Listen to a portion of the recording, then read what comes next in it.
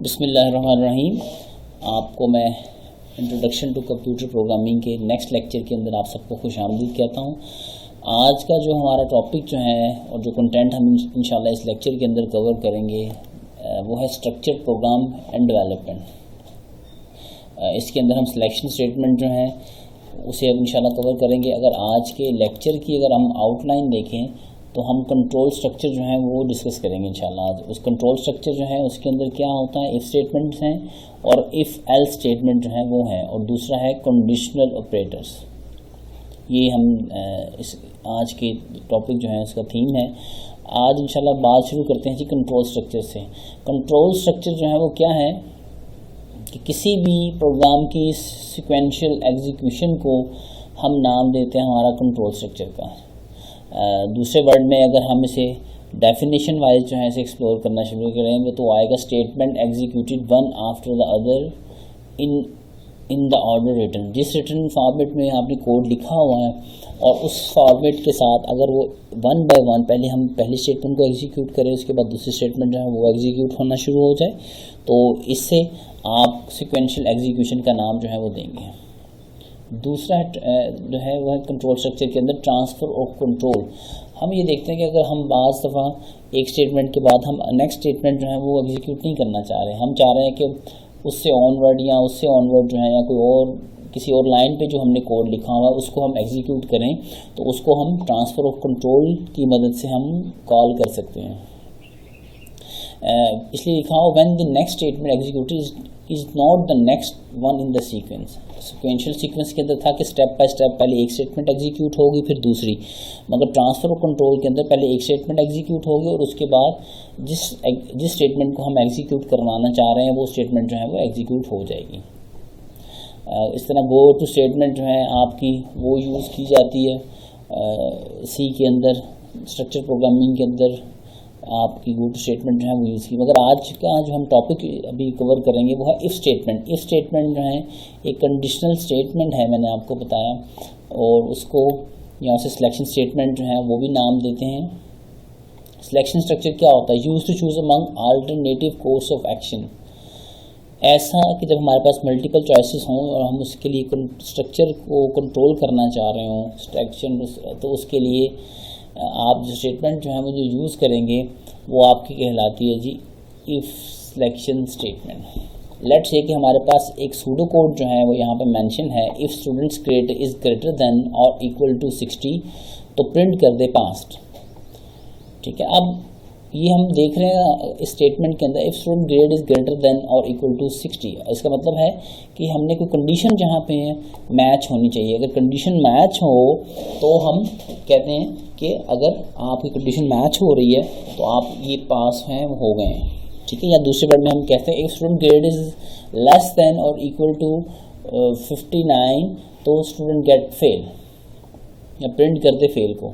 तो इसका मतलब है कि किसी एक चीज़ की स्टेटमेंट को वैलिड होने के लिए, उसे फुलफिल होने के लिए उसकी ट्रूनेस जो है वो मैच होनी चाहिए। Print statement executed and program goes on to the next statement. ठीक है, आपकी जो इफ़ कंडीशन जो है जब ट्रू हो जाएगी तो प्रिंट स्टेटमेंट जो है एग्जीक्यूट होगी और प्रोग्राम गोज ऑन जो है उसकी नेक्स्ट स्टेटमेंट के ऊपर एग्जीक्यूट जो है वो होना शुरू हो जाएगा। अगर स्टेटमेंट फॉल्स है तो आपकी जो प्रिंट स्टेटमेंट जो है वो इग्नोर कर दी जाती है। ठीक है, और उसके बाद नेक्स्ट स्टेटमेंट जो है वो उसके ऊपर वो जंप करके चला जाता है और वो एग्जीक्यूशन जो है वो स्टार्ट जो है वो हो जाती है। जैसे कि यहाँ पे एक सूडो कोड लिखा हुआ है सी स्टेटमेंट का, हम इफ़ सिलेक्शन की बात कर रहे हैं उसी स्टेटमेंट की। If grade is greater than is equal to 60 print F कर दे, क्या कर दे, पास।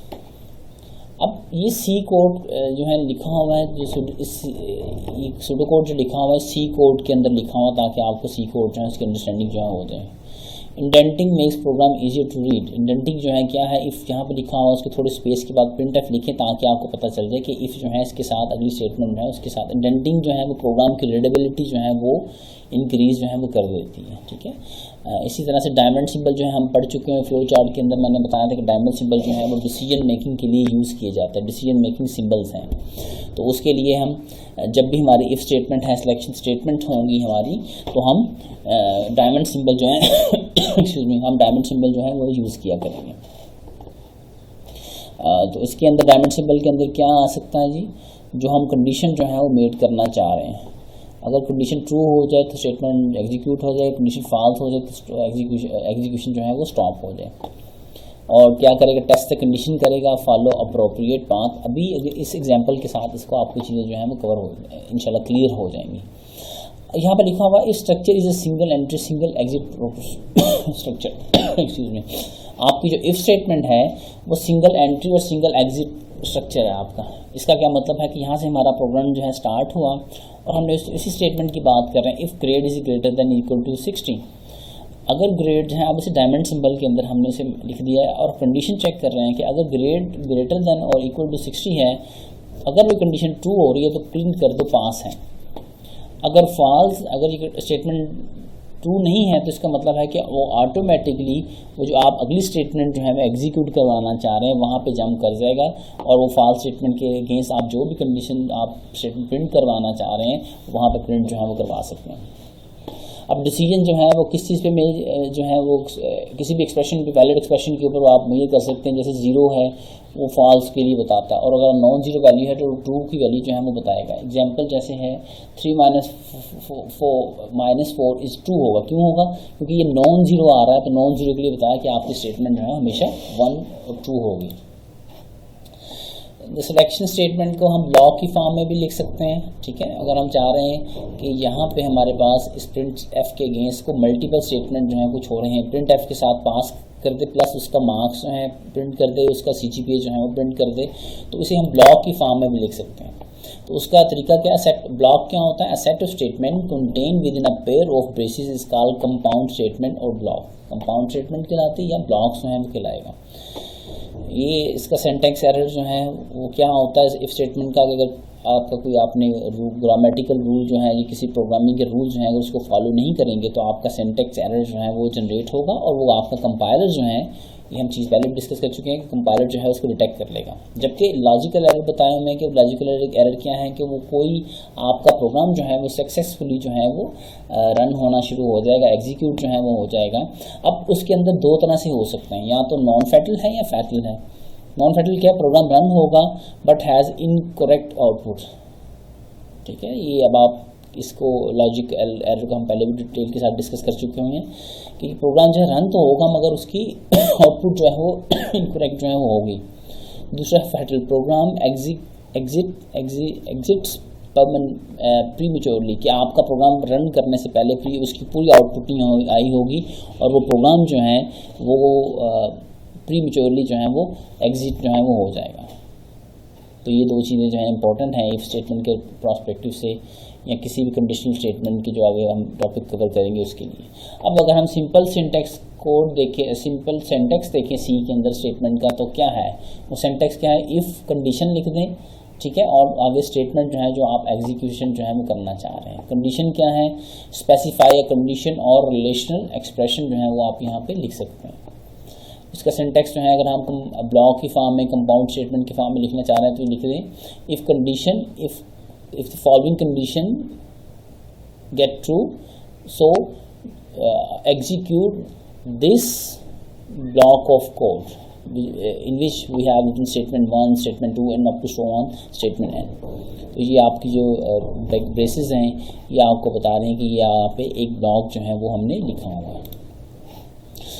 तो ये यहाँ पे आपका है, इसी तरह से फ्लो चार्ट जो है वो भी इसी तरह से बनेगा। कोई भी कंडीशन अगर ट्रू है तो सेट ऑफ स्टेटमेंट जो है वो एग्जीक्यूट कर दे, अगर कंडीशन फॉल्स है तो आपका स्टेटमेंट जो है वो आफ्टर इफ स्ट्रक्चर के बाद जो स्टेटमेंट आएगी उसको एग्जीक्यूट जो है वो करना शुरू कर देते हैं। बड़ी सिंपल किस्म का फ्लो चार्ट है, इसमें कोई कम्प्लेक्सिटी नहीं है, तो इसको आप लोग कर सकते हैं। इसी तरह से एग्जाम्पलरी अगर हम कोड देखें सी के अंदर लिखा हुआ, तो ये कोड जो है वो क्या कर रहा है, प्रोग्राम एग्जीक्यूट, जब भी आप हम ये आपको क्या लिखे हुए, कमेंट्स लिखे हुए हैं, ठीक है। कमेंट जो है एक तो / और स्टार के साथ इसको हम क्लोज जो है वो कर सकते हैं, तो इसके अंदर मल्टीपल कमेंट जो है हम लिख सकते हैं। Program execute a single statement if the given statement is true. आपका प्रोग्राम जो है सिंगल स्टेटमेंट रन करेगा जब आपकी कंडीशन जो है वो मैच हो जाएगी। अब प्रोग्राम का आगाज़ जो है वो हमने उसी तरह से किया है, इंक्लूड करना है studio input output header file को, फिर एक इंटीजर मेन फाइल जो है वो हमने लिखी हुई है, जिस तरह से मेन एग्जीक्यूट जो है वो करते हैं। फिर हमने दो वेरिएबल जो है वो डिक्लेयर करवाएं, ए जो है 100 है, बी जो है 50 है। If A is greater than B तो प्रिंट कर दे लाहौर है। और ये अब यहाँ पे सिंगल स्टेटमेंट जो हमें लिखी हुई, ब्लॉक नहीं लिखा हुआ। अगर ए जो है ए के अंदर वैल्यू हमारे पास 100 है और बी के अंदर वैल्यू जो है हमारे पास 50 है, तो जब ये स्टेटमेंट हमसे रन करेंगे इस वक्त वो स्टेटमेंट जो है वो ट्रू हो जाएगी। और जब ट्रू होगी तो आपकी इफ स्टेटमेंट के अंदर जो स्टेटमेंट आपने मेंशन है उसके बाद नेक्स्ट स्टेटमेंट में प्रिंट एफ क्या, लाहौर जो है प्रिंट कर देगा। उसके बाद इफ स्टेटमेंट यहाँ से यहाँ तक ख़त्म हो गई और अगली स्टेटमेंट जो है जो सिक्वेंशियल ऑर्डर था वो दोबारा से प्रिंट एफ ओके के ऊपर आएगा और आपका स्टेटमेंट जो है प्रोग्राम जो है वो टर्मिनेट जो है वो हो जाएगा। इसी तरह से अगर आप एक यहाँ पे प्रोग्राम जो है वो लिखा हुआ थोड़ा सा इसका कम्प्लेक्सिटी लेवल जो है डिफरेंट है इफ स्टेटमेंट के अंदर। वो क्या है कि हम बता रहे हैं कि प्रोग्राम के अंदर हम कोई भी अरिथमेटिक या एक्सप्रेशन जो है वो वैलिड एक्सप्रेशन जो है वो लिख सकते हैं। जैसा कि ये प्रोग्राम क्या कर रहा है, program takes input a number from user, if number is divisible by 3 then print the message on the screen that the number is divisible by 3। एक आसान सा प्रोग्राम है। हमने इसी तरह से इंटीजर 0 से इनिशियलाइज़ करवाया, यूज़र से हम इनपुट लेंगे स्कैन एफ की मदद से और कंडीशन जो है वो हमने जाके चेक की, इफ़ n मॉडुलस 3, ठीक है, अगर उसका रिमाइंडर वैल्यू जो है वो 0 के साथ मैच हो। अब मैंने बताया था कि इक्वल के लिए डबल जो है वो इक्वल का साइन जो है सी के अंदर यूज़ किया जाता है, उसे जाके चेक करेंगे। अगर वो 0 है तो प्रिंट एफ कर दे, नंबर को प्रिंट कर दे और बता दे कि इज़ डिविजिबल बाय 3, ठीक है। और लेट्स से कि उसके बाद अगली स्टेटमेंट जो है वो प्रिंट करवा दे और प्रोग्राम जो है वो सक्सेसफुली रन होने के बाद रिटर्न कर दे उसे। आउटपुट है एंटर नंबर हम 9 एंटर कर रहे हैं। लेट्स से यूजर से हमने इनपुट ली तो 9 जो है वो क्या है 3 पे डिविजिबल है।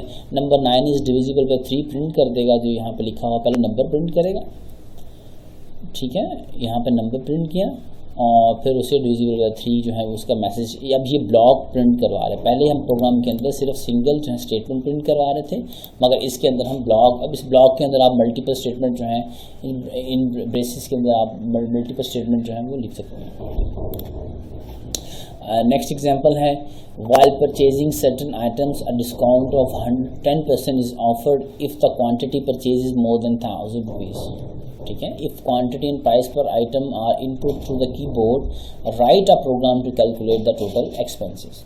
अब इसके अंदर क्या है कि हम एक प्रोग्राम लिख रहे हैं जिसके अंदर हम 10% डिस्काउंट जो है वो उस वक्त ऑफर करेंगे जब ये कंडीशन जो है मैच हो कि 1000 से ज़्यादा शॉप, अब 1000 रुपये से ज़्यादा शॉपिंग हो तो वो कंडीशन जो है मैच होनी चाहिए।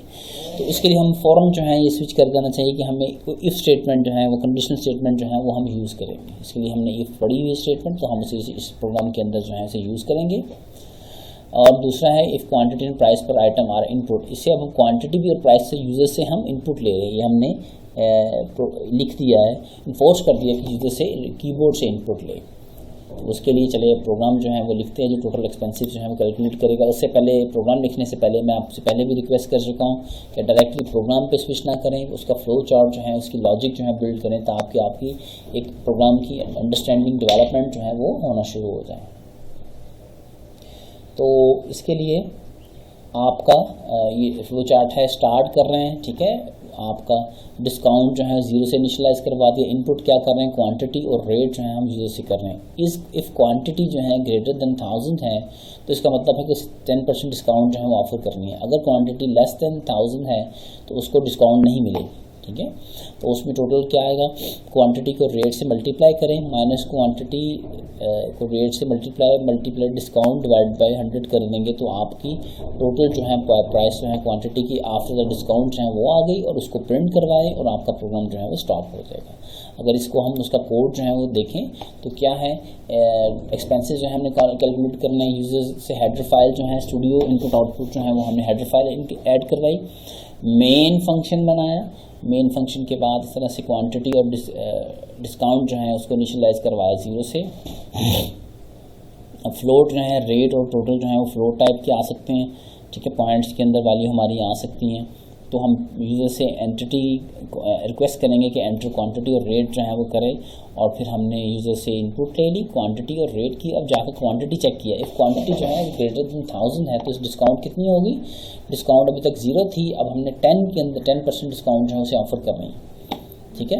अब टोटल जो है वो क्या होगा, क्वांटिटी रेट जो था, ठीक है, उसी क्वांटिटी रेट उसे डिस्काउंट रेट से डिवाइड कर दें, मल्टीप्लाई उसकी क्वांटिटी रेट से डिवाइड कर मल्टीप्लाई करें और डिवाइड बाय 100 कर दें, तो आपके पास वो टोटल जो है वो आ जाएगी अमाउंट, और उसे इसके साथ माइनस कर दें जो आपकी एक्चुअल अमाउंट थी और जो आपकी डिस्काउंटेड अमाउंट है वो आपके साथ ये सामने आ गई। और उसको अब आपने जो यूज़र से टोटल अमाउंट जो है वो यूज़र ने पे करनी है आफ्टर द डिस्काउंट, वो यहाँ प्रिंट करवा दें और आपका प्रोग्राम जो है वो रिटर्न हो जाएगा। इसकी आउटपुट जो है बड़ी सिंपल है। यहाँ पे कुछ सिंपल सैंपल जो है वो एक्सक्यूज मी सैंपल जो है वो लिखे हुए हैं। क्वांटिटी और रेट जो है यूज़र से क्वांटिटी 1200 करवाई और रेट जो है 15.5 जो है वो करवा ली। अब टोटल एक्सपेंसेस जो हमने कैलकुलेट किए हैं वो आ रहे हैं 16,740। इस तरह से एंटर क्वांटिटी और रेट 200 और 15.5 जो है वो हमने करवाया, तो टोटल एक्सपेंसेस जो है वो आ गए। इसमें डिस्काउंट जो है वो शामिल नहीं होगी क्योंकि कंडीशन मैच नहीं हो रही। इसी तरह से इफ़ एक्सप्रेशन स्टेटमेंट है, here the expression can be expression क्या होगा, मैंने बताया था कि वैलिड एक्सप्रेशन जो है इंक्लूडिंग रैशनल एक्सप्रेशन और कोई भी एक्सप्रेशन जो है वो आ सकता है। यहाँ पे कुछ एग्जांपल हैं कि वैलिड एक्सप्रेशन जो है वो क्या होगा। इफ़ 3 + 2 मॉडुलस 5 है तो इट्स प्रिंट कर दो दिस वर्क। इफ़ a = 10 है तो ये भी एक वैलिड है। इफ़ -5 प्रिंट है सब, ये भी एक आपका एक वैलिड जो है एक्सप्रेशन है। तो इस तरह से आपको डिफरेंट वैलिड स्टेटमेंट जो है एक्सप्रेशन जो है वो इफ के अंदर आ सकते हैं। अब अगला टास्क है थोड़ा सा कॉम्प्लेक्स टास्क की तरफ चलते हैं कि हमने सिर्फ पढ़ा था कि इफ़ है तो ये काम करना है, एल्स। अब अगर हमारे पास एक अगली कंडीशन आ जाती है कि एल्स अगर ये काम ये मैच हो रही है तो ये काम कर लो, अगर नहीं मैच हो रही तो ये वाला काम ना आपने एग्जीक्यूट जो है वो करवाना है। तो उसके लिए जो हम यूज़ करते हैं वो है इफ़ एल्स स्टेटमेंट। सिंटेक्स क्या है, इफ़ कंडीशन लिखी है स्टेटमेंट 1 एग्जीक्यूट होगी, एल्स स्टेटमेंट 2 जो है वो एग्जीक्यूट जो है वो होना शुरू हो जाएगा। ठीक है। अब इफ़ के बाद कंट्रोल स्टेटमेंट 1 के पास गया, अगर कंडीशन 2 है, अगर कंडीशन 2 नहीं है तो एल्स के ऊपर जाके स्टेटमेंट 2 जो है वो एग्जीक्यूट जो है वो करना शुरू करती है। इसी तरह से आप इसको ब्लॉक की फॉर्म में इफ़ एल्स को लिख सकते हैं। If condition if the given condition is true, right, so execute this block of statements. Else if this condition doesn't true or are false, so you have to execute this set of statements. ठीक है। तो ये आपका if else का एक इसका general format है। इसे अगर हम फ्लो चार्ट की फॉर्म में देख लें तो फ्लो चार्ट की फॉर्म में क्या है कि कंडीशन ट्रू है तो इस ब्लॉक को एग्जीक्यूट कर दो, अगर कंडीशन फॉल्स है तो इसको एग्जीक्यूट कर दो, और बाद में कोई भी आप किसी भी किस्म की स्टेटमेंट जो है रेस्ट ऑफ द स्टेटमेंट जो है वो आप एग्जीक्यूट करवा सकते हैं। इसी तरह से इफ एल्स सिलेक्शन स्टेटमेंट है। इफ़ चेक करें, if only perform an action if the statement is true. If else क्या करेगी, specify an action to be perform both when the condition is true and when it is false. तो मैंने बताया इस तरह एक स्टूडेंट के मार्क्स हैं, if student gate grades if student grade is greater then और इक्वल टू 60 तो प्रिंट कर दो पास कर दो, एल्स फेल जो है वो कर दो। ठीक है। तो स्पेसिंग इंडेंटेशन जो है वो आपकी रिक्वायर्ड है यहाँ पे। ये इसका सी का कोड है सिंटेक्स का लिखा हुआ। If grade is greater then and 60 तो प्रिंट एफ कर दे पास है, एल्स प्रिंट एफ क्या कर दे फेल है। अब यहाँ पे आप टर्नरी कंडीशनल ऑपरेटर जो है वो आप लोग यूज़ कर सकते हैं। ठीक है। एक ही स्टेटमेंट के अंदर आप सारी जो स्टेटमेंट जो है इफ स्टेटमेंट जो है वो लिख सकते हैं। ठीक है। इसको टर्नरी कंडीशनल ऑपरेटर जो है वो कैसे करेंगे, टेक 3 आर्गुमेंट कंडीशन। ये कैसे काम करता है, 3 आर्गुमेंट लेता है condition, value if true, value if false. तो इसका सूडो कोड जो लिखा हुआ है प्रिंट एफ कर दे। ठीक है। कंडीशन जो है यहाँ पे कंडीशन लिख दी एक्सक्यूज मी ग्रेटर देन 60 है तो एक क्वेश्चन मार्क आ गया, तो ये बता रहा है कि हमारा टर्नरी कंडीशनल ऑपरेटर है। तो अगर ये कंडीशन ट्रू हो जाती है तो पास कर दो, अगर कंडीशन जो है फॉल्स है तो कोलन के बाद जो अगली स्टेटमेंट है वो आपकी प्रिंट जो है वो करवा दीजिएगा। और जब दूसरे वर्ड में इसको हम इस तरह से लिख सकते हैं, ग्रेड कंडीशन चेक करें। ठीक है। और क्वेश्चन मार्क बता रहा है कि टर्नरी कंडीशनल ऑपरेटर है, प्रिंट एफ कर दो पास, एल्स वे कोलन जो है बता रहा है एल्स है, इसको एग्जीक्यूट जो है रेस्ट ऑफ द स्टेटमेंट से एग्जीक्यूट करते हैं। टर्नरी कंडीशनल ऑपरेटर जो है ये मैंने बताया इस कोड को सिंप्लीफाई यूज़ करने के लिए किए जाते हैं ताकि आपकी प्रोग्राम की कम्प्लेक्सिटी जो है वो डिक्रीज जो है वो हो सके। We can use it to sign values on a condition base. ठीक है। ये कंडीशन लिख दी, उसके बाद जो स्टेटमेंट ट्रू में आना चाह रही थी कि ट्रू हो तो वो प्रिंट कर दें, और एल्स के बाद एल्स वाले पार्ट में ये चीज़ जो है वो यहाँ पे प्रिंट हम करवा देंगे। एग्जाम्पल है राइट, अब आपकी एक है अगला टास्क है write a program to calculate the electricity bill. Electricity bill calculate करें, the rate of electricity bill इस तरह से कैलकुलेट होंगे।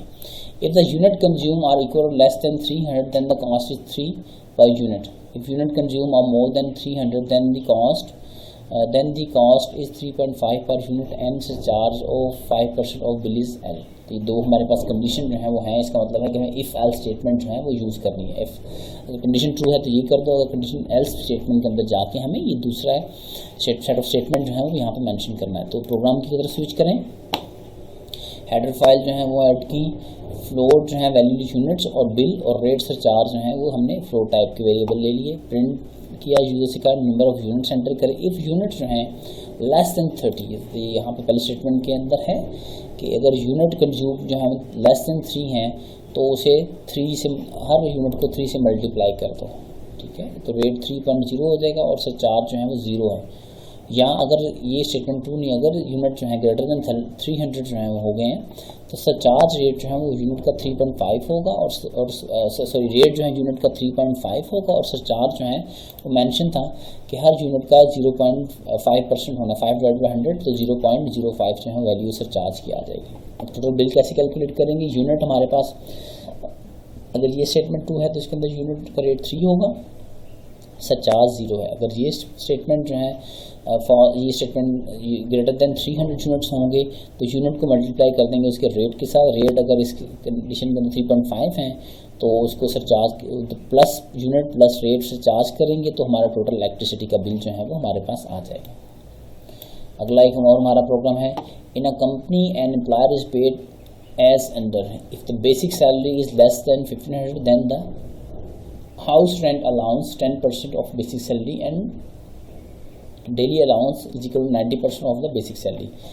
If his salary is either equal to or above 1,500 rupees, then house rent allowance is 500 and daily allowance is 98% of the basic salary. If the employee's salary is input to the keyboard, जैसे input जो है वो लेंगे keyboard की मदद से और उसका प्रोग्राम जो है वो लिखें ताकि उसकी ग्रॉस सैलरी जो है वो फाइंड आउट कर सकें।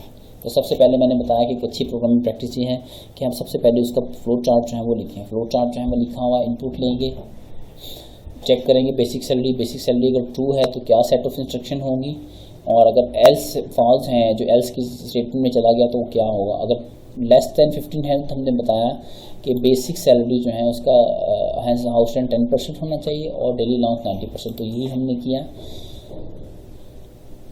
ये देखिए HR हाउस रेंट और डेली अलाउंस, हाउस रेंट और डेली अलाउंस जो है वो उस कंडीशन के मुताबिक हमने लिख दी है।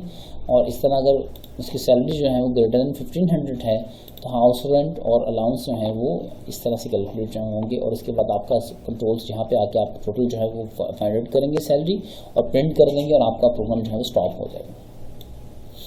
और ये इसका प्रोग्राम जो है वो लिखा हुआ है, 3 वेरिएबल जो है डिक्लेयर करवाए हैं, बेसिक सैलरी यूजर से इनपुट करवाएंगे और चेक किया है इफ़ स्टेटमेंट के अंदर इफ़ एल्स स्टेटमेंट को यूज़ करते हुए, क्योंकि हमारे पास मल्टीपल है, कंडीशन ट्रू हो तो ये हो, कंडीशन फॉल्स हो तो ये सेट ऑफ ब्लॉक्स हैं, सेट ऑफ इंस्ट्रक्शन जो है वह एग्जीक्यूट हों, तो उसके लिए हमने से ब्लॉक की फॉर्म में लिख दिया। If basic salary less than 1500 है तो इस तरह से फार्मूला कैलकुलेट करेंगे हाउस रेंट का भी और डेली अलाउंस का भी। अगर वो आपका ग्रेटर दैन बेसिक सैलरी 1500 है तो उसके लिए ये फार्मूला कैलकुलेट करेंगे और फिर ग्रॉस सैलरी जो है हमने उसको सम अप कर दिया तो हमारे पास फाइनल ग्रॉस सैलरी जो है वो आ जाएगी। इस तरह से एक और प्रोग्राम जो है लिखा हुआ, program takes a number from the user and prints greater if the number is greater than 100 else print कर दो लेस और इक्वल टू।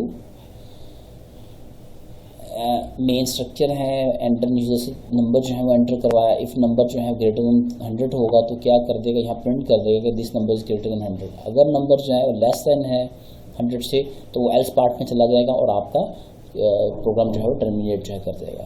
तो यहाँ तक इफ़ और इफ़ एल्स जो है हमने आज पढ़ी और उसके प्रोग्राम हैं, फ्लो चार्ट जो है हम देखिए। इंशाल्लाह नेक्स्ट लेक्चर में हम अगले एडवांस टॉपिक के साथ इंशाल्लाह आपके साथ हाजिर होंगे। थैंक यू वेरी मच और अस्सलाम वालेकुम।